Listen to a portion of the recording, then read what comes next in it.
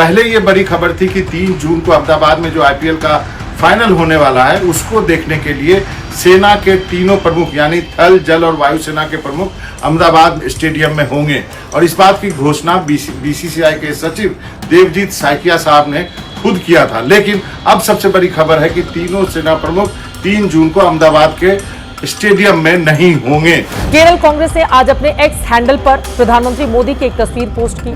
तस्वीर दिल्ली के BJP headquarter में बीजेपी के किसी सेलिब्रेशन की है, लेकिन तस्वीर के ऊपर और नीचे जो कैप्शन है वो केरल कांग्रेस का है और ये कैप्शन है वन नेशन वन हस्बैंड। दोस्तों, ये खबर आपको पता है या नहीं पता है, लेकिन आपको ये मालूम होगा कि सिंदूर दान वाली योजना थी ना, उसके साथ साथ एक और प्लान तैयार किया गया था। प्लान ये था कि आईपीएल वाला मैच चल रहा है, दीवानगी अपने चरम पर है, इन सब के बीच तड़का लगाने के लिए तीनों सेनाओं के अध्यक्ष को वहीं मैच के बीच लाया जाएगा। ये पूरी प्लानिंग सेट हो गई थी। अब जानते हैं उसको लेकर तौबा तौबा करते हुए नजर आ रहे हैं। कहा गया है कि सेना ने मना कर दिया है, लेकिन आज मैं आपको बहुत सारी चीजें इससे जुड़ी हुई दिखा रहा हूं कि आखिरकार 2 बड़े फैसले जिनके जरिए मोदी जी अपनी छवि को चमकाने की कोशिश कर रहे थे, उस पर पैर पीछे क्यों खींचने पड़े।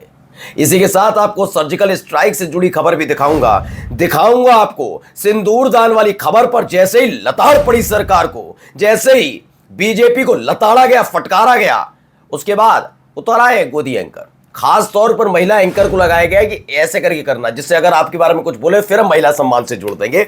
दिखाने जा रहा हूं खबर, इनको शर्म नहीं आती, इन महिला एंकर्स को शर्म नहीं आती कि सिंदूर के नाम पर जो तमाशा बीजेपी करने जा रही थी उसको लेकर भी उन्हें डिफेंड करने आ रहे हैं। भी आपको दिखाऊंगा वो भी, और दिखाऊंगा वो सर्जिकल स्ट्राइक के नायक जिन्होंने मोदी सरकार की पोल पट्टी खोली है। और देखिएगा 22 मिनट का वो ऑपरेशन सिंदूर, जिसके एवज में कितने लाखों करोड़ों रुपए आपके और हमारे फूंक दिए जा रहे हैं केवल अपना चेहरा चमकाने के लिए। नमस्कार, मैं हूं प्रज्वल गौतम और आप देख रहे हैं the live TV. The live TV, सच सबसे आगे। शुरुआत एक खबर के साथ कर रहा हूं जिसका मैंने जिक्र किया, सिंदूर दान वाला, आपको तो पता ही, और ये बात सच है। ये कितना ही कहते रहे, वो जो फेक फैक्ट्री है वो अमित मालवीय है, जो झूठ परोसता है, वो दिहाड़ी मजदूरों को रखता है अपने पास, 5-5 रुपये के दिहाड़ी मजदूर, जो दूसरों महिलाओं के बारे में गंदगी उगलता है। आज उसे याद आ रही है उसका आका फंस गया। तो अमित मालवीय कहते हैं कि तो 3 दिन से सो रहे थे क्या? सो रहे थे। पीआईबी तो बहुत जल्दी जाग जाती है, जगा लेते पीआईबी को, फैक्ट चेक करा लेते। और डीडी न्यूज में तो तुम्हारे 2 पड़े हैं, आलोक श्रीवास्तव उन सब पड़े हुए हैं, ये सुधीर चौधरी गए, करवा लेते। दरअसल ये खबर असली थी, हर कोई जानता है, ये बीजेपी के नेता भी जानते हैं, ठीक है ना। लेकिन इनकी फजीयत होने आई जब महिलाओं ने इसका विरोध किया है ना, संस्कार सिखाए, क्योंकि एक की तो बीवी है, लेकिन बीवी कहा जाता तो बुरा लग जाता है। योगी आदित्यनाथ की पत्नी नहीं है, उनकी पत्नी है तो छोड़कर बैठो, पता ही नहीं कि सनातन परंपरा, मैंने कहा ना, सनातन परंपरा की जानकारी नहीं है, सबकी खिल्ली उड़ानी, सबका मजाक उड़ाना है और कहना है ये मुसलमान करते थे, इस्लामीकरण होता था। अरे मुसलमानों से चिड़न बाद में कर लेंगे, पहले तुमसे लोगों से चिड़ना चाहिए। तुमने बर्बाद कर दिया सनातन परंपरा को, लताड़े गए तो मुंह सूज गया है। तो उसके साथ एक और प्रोग्राम था। प्रोग्राम क्या था जरा सुनिए, उसके आधार पर बता रहा हूं। सुनिए ये क्या कह रहे हैं, बाबा हैं मनोरंजन भारती। क्या आईपीएल फाइनल से जुड़ी एक बड़ी खबर दे रहा हूं। पहले ये बड़ी खबर थी कि 3 जून को अहमदाबाद में जो आईपीएल का फाइनल होने वाला है उसको देखने के लिए सेना के तीनों प्रमुख यानी थल, जल और वायुसेना के प्रमुख अहमदाबाद स्टेडियम में होंगे। और इस बात की घोषणा बीसीसीआई के सचिव देवजीत साइकिया साहब ने खुद किया था। लेकिन अब सबसे बड़ी खबर है कि तीनों सेना प्रमुख 3 जून को अहमदाबाद के स्टेडियम में नहीं होंगे। अच्छा, क्यों नहीं होंगे, इसकी ऐसी खास वजह नहीं बताई गई। पहले बात तो मैं कहता हूं कभी इन सब चीजों को, दरअसल क्या होता ना, एक डिसिप्लिन, सेना क्या है, सेना मजाक की चीज थोड़ी ना है यार। हाँ, शौर्य है, पराक्रम है, सब चीज है, लेकिन सेना का ये शौर्य, ये पराक्रम क्यों है जानते हैं आप? क्योंकि वो डिसिप्लिन मैनर में रहती है, आपकी तरह नहीं कि हाथ हिलाओ रस्म का निर्माण करने पहुंच गए, बाल नरेंद्र की कहानियां सुनाती, ये वाला खेल नहीं होता। तो उनको इन चकाचौंध से, इन चीजों से, लाइमलाइट से दूर जितना रहेंगे आप, उतना ही आपको पता होगा कि आपको करना क्या है। आपने कभी देखे खुफिया एजेंसी के जो स्पाई होते हैं वो कभी लाइमलाइट में रहते नहीं, लेकिन वो काम करते हैं क्योंकि उनको मालूम है कैसे काम करना है। ज्यादा चकाचौंध में इसीलिए आपने देखा होगा नहीं रखा जाता है। लेकिन योगी आदित्यनाथ ने अनुज चौधरी जैसे अधिकारियों को, इन्होंने अब सेना को आगे लाकर अपनी छवि बचाने की कोशिश, तो ये सारे के सारे वही काम कर रहे हैं। अब पड़ गई लताड़, इनको पता लगा सिंदूर दान वाले पे तो पहले से महिला तैयार बैठी है, जब ये कर दिया तो हालत खराब हो जाएगी, गला सूख जाए, बीसीसीआई से कहलवाए मना करो। सेना अध्यक्ष ने कहा कि हम नहीं जाएंगे, मना कर दिया। तो ये तमाशे करने की कब कोई सेना अध्यक्ष देखते हुए मैच देखा है? ऐसे कब देखा था मैच बताइए? सेना अध्यक्ष मैच देखने आते नहीं, लेकिन जबरदस्ती दिखवा रहे थे। अब आइए जरा मैडम जी को भी देख लीजिए, बहुत पेट में दर्द हुआ है मैडम की, परेशान हुई है मैडम। नाश मनुष्य पर छाता है, पहले विवेक मर जाता है। देखिए ये लाइन मैंने यूं ही अचानक बोल दी है, वैसे मैं आपको दिखाना कुछ और चाहती हूं। एक पोस्ट आपके लिए देखना जानना बेहद जरूरी है, जो आज देश की ग्रैंड ओल्ड पार्टी कांग्रेस की केरल यूनिट की ओर से सामने आई है।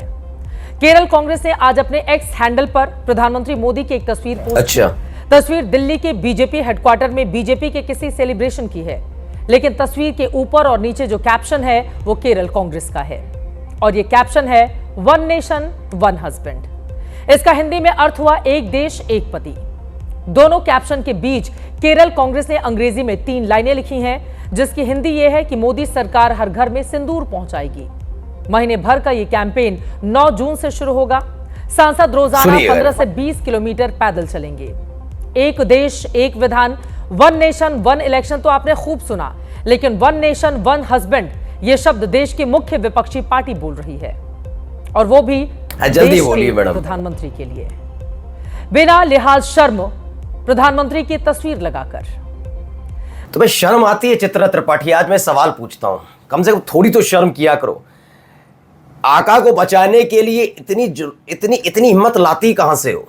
इतनी हिम्मत कहां से लाती हो? शर्म शब्द का इस्तेमाल इसलिए कर रहा हूं, मैं आप लोगों को महिलाओं के नाते इज्जत करनी चाहिए, लेकिन मसला जब देश का होगा और आप जैसे हजारों लाखों महिलाओं का होगा, तो ऐसी महिलाओं की कोई मायने नहीं रखता चीजें। आप बताइए, आप सपोर्ट करने आ गए हैं कि ये झूठी खबर है, ये झूठी खबर है, ये खबर झूठी है। शर्म आती है आपको बिल्कुल भी?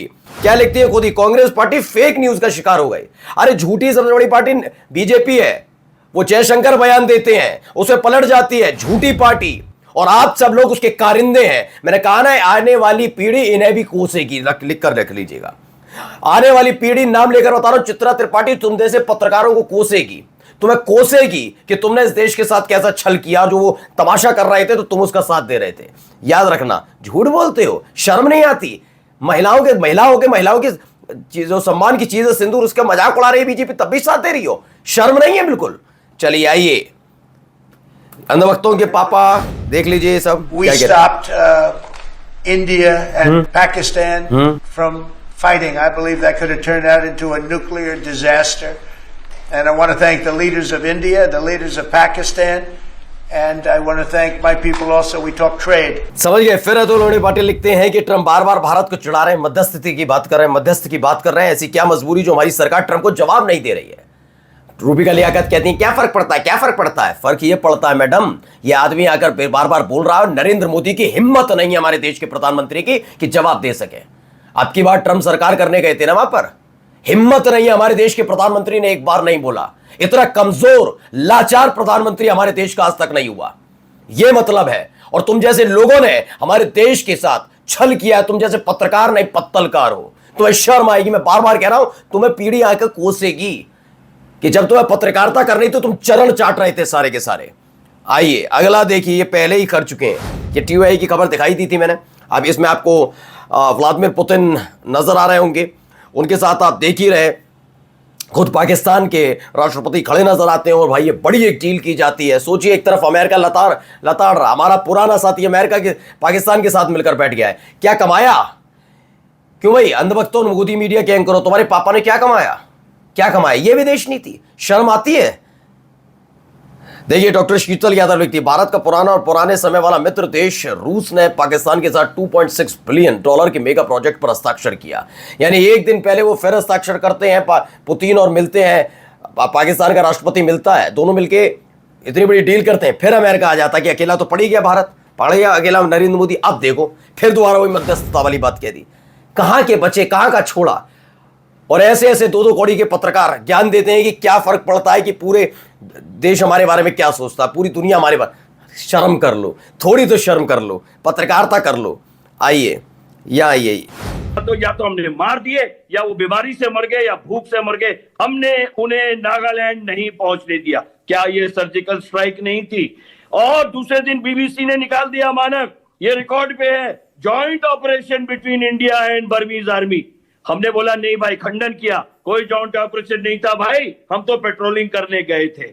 और इस तरीके की, अभी मैं लास्ट वाला बताता हूं, पीर बदेश। दरअसल ये बताते हैं, हमने म्यांमार में डीप इनसाइड घुसकर मारा था 132 उग्रवादियों को, 6 गैंग का इतिहास मिटा दिया कि वह सर्जिकल स्ट्राइक नहीं थी।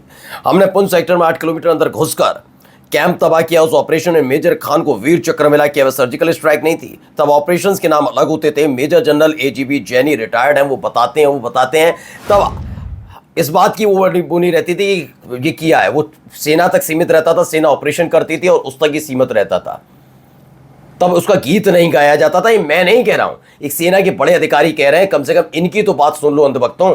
या इतनी अंधभक्ति में लीन हो गए हो कि शंकराचार्य को गाली देने वाले उनकी तरफदारी कर रहे थे आप लोग, तो हो सकता है ये भी करने लग जाओ कि सेना का एक बड़ा अधिकारी अगर कुछ बोले तो उनको भी कुछ कहने लग जाओ। कोई पता नहीं ना, भरोसा इस देश के ऐसे अंधभक्तों को तो रहा नहीं है, ये चरण चाटने से फर्क नहीं पड़ता। आइए, 2011 में हुई थी सर्जिकल स्ट्राइक, या आज तक की खबर है, अभी की नहीं है। यूपीए की सर्जिकल स्ट्राइक का जिक्र है, आज तक की पुरानी खबर है। इस खबर में क्या है पढ़िए, सोचिए। सामने आई है यूपीए का सर्जिकल स्ट्राइक, अंग्रेजी अखबार ने पेश किया दस्तावेज, ये पुराना है। साल 2011 में हुई थी सर्जिकल स्ट्राइक, इस बात का जिक्र किया गया है, लेकिन नहीं, हमारे तो जो आका कह देंगे वो सच। अब लताड़ पड़ रही है तो सिंदूर दान नहीं कर पा रहे बेचारे। अब देखिए राजनाथ सिंह ने क्या बयान दिया, अगर ऑपरेशन सिंदूर में भारतीय नौसेना भी शामिल हुई होती तो पाकिस्तान के 2 नहीं 4 टुकड़े हो गए होते। कर देते ना, रोका किसने था। चलते चलते एक महत्वपूर्ण खबर और आपको दिखा देता हूं, सुनिए। 2 दिन चल देने थे तो 22 मिनट में जब बदला ले सकते हैं, तो ये भाषणबाजी करना, गरम सिंदूर पता नहीं कहाँ खोल के, मेरे कहीं कढ़ाई वढ़ाई ना पलट जाए मोदी जी की, कोई सिंदूर कहीं पलट जाए, कहीं इधर उधर फैल जाए। मतलब देश के प्रधानमंत्री को थोड़ी सी भी लज्जा नहीं आ रही है। 4 आतंकवादी कहाँ चले गए किसी को नहीं पता है। जितना खर्चा युद्ध में नहीं हुआ उतना मोदी जी ने अपने प्रचार पे खर्च करवा लिया। देश के रोड शो वाले प्रचार मंत्री के नाम पे जाना जाएगा मोदी जी को, और इसके आगे कोई गुण होगा तो पूरी तरह से झूठ बोलने वाला। आलोक शर्मा लिखते हैं कि देश युद्ध चाहता था, मोदी जी को बस फुटेज चाहिए था। 22 मिनट की कार्रवाई और 22 करोड़ के रोड शो।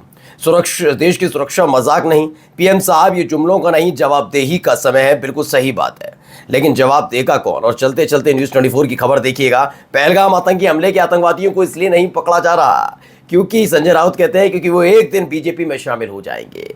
ये एक दिन प्रेस नोट के जरिए पता भी दिया जाएगा कि वो बीजेपी में शामिल हो। खैर, ये इनका ज्यादा हो गया, लेकिन ये बात सच है। गुंडे मवाली लफंगों को बीजेपी शरण देती रही। वो आप याद रखिएगा, जामिया के सामने पिस्टल लहराने वाला हो या वो बुलंदशहर में एक इंस्पेक्टर की हत्या करने वाला, ये सारे के सारे बीजेपी में शामिल हुए नहीं हुए, जवाब तो देना होगा। इसके साथ साथ बस ये आखिरी कैसे लताड़े गए, जरा सुनिए संगीत राय। इस बार जो बम फटा पाकिस्तान में, लेकिन मौत हुई है विपक्षियों की। अच्छा, आपने देखा नहीं था वो चित्र जिसमें राहुल गांधी खड़े हैं, जैसे अवाक दिख रहा हो, लगा है कि उनके घर के अंदर कोई नानी मौसी की मौत हो गई हो। नानी मौसी तक नहीं जाएंगे, पढ़े लिखे मूर्ख, ठीक है, आपसे बड़ा मूर्ख इस देश में यही शब्दावली आपकी आरएसएस ने आपको सिखाया है। उनको बोल